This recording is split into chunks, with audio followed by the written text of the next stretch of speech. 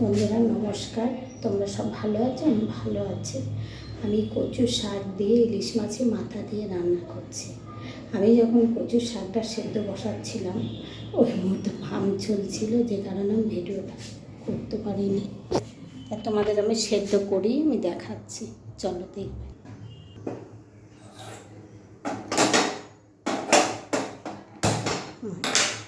গ্যাসটা ধরিয়ে দিই।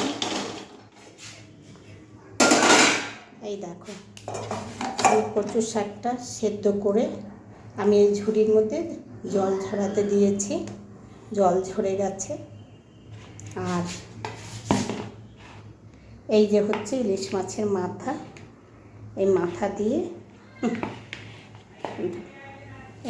দিয়ে কচু শাকটা রান্না হবে।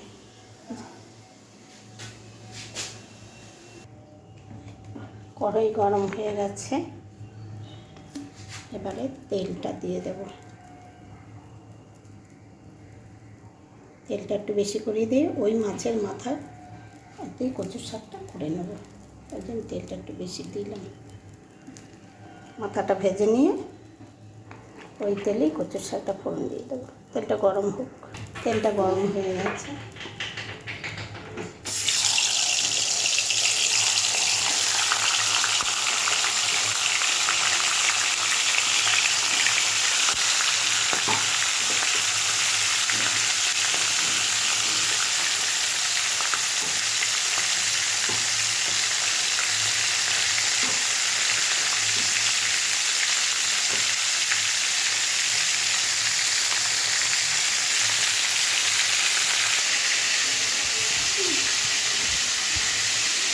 এই যে মাছের মাথা ভাজা হয়ে গেছে, এটা তুলে নিয়েছি। এবারে দেখো, এটা আমি কালো জিরে ফোড়ন দেবো। কালো জিরে,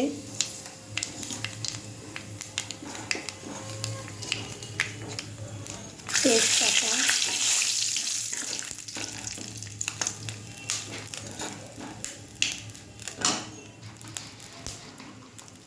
কচু তো একটু ঝালটা বেশি লাগবে।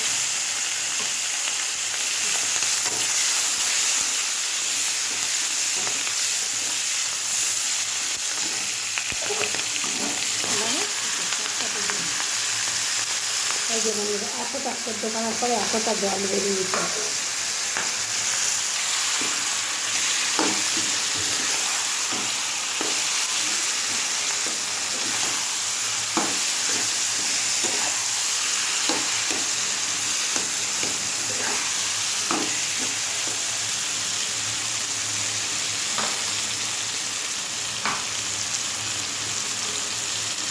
নুনটা দিয়ে দিলাম আন্দাজ করে।